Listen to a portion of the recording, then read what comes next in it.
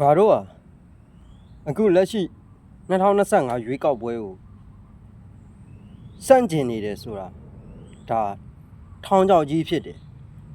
နော်တကယ်ရွေးကောက်ပွဲမဟုတ်ဘူးအတူရောင်ရွေးကောက်ပွဲဖြစ်တယ်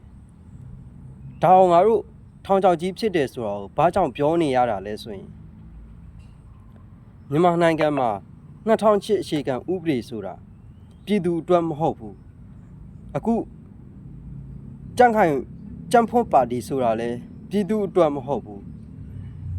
ကြံ့ဖွံ့ပါတီမှာနေရာယူထားတဲ့စစ်သားတွေဆိုတာလဲအမိတ်မရရင်တော့မှ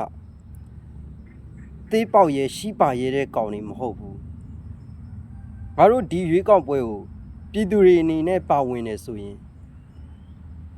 ဒီတက်လာမဲ့အစိုးရနဲ့စစ်တပ်နဲ့ပူးပေါင်းပြီးတော့ငါတို့ပြည်သူတွေကငါတို့ကိုတတ်မဲ့လူတွေကိုအပြစ်မဲ့လိုင်စင်ပေးသလိုဖြစ်မှာကြောက်လို့ငါတို့ဒီရွေးကောက်ပွဲကိုလက်မခံတာဖြစ်တယ်တကယ်လို့များတရားမျှတတဲ့ဥပဒေမြန်မာနိုင်ငံမှာပေါ်ပေါက်တယ်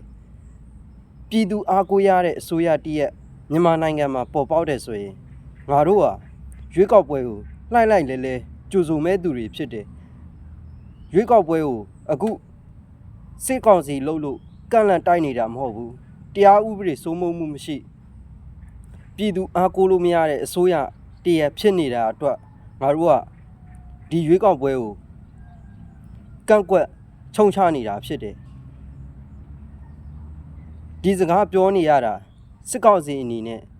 အာဆီယံကဘုံသဘောတူညီချက်၅ချက်ကိုလိုက်လျောတယ်ဆိုရင်တော့ဒီလိုငါတို့ပြောနေမှာမဟုတ်ဘူးဒါကြောင့်ငါတို့ကိုတတ်မဲ့လိုင်စင်တို့ပြည်သူတွေမပေးကြပါနဲ့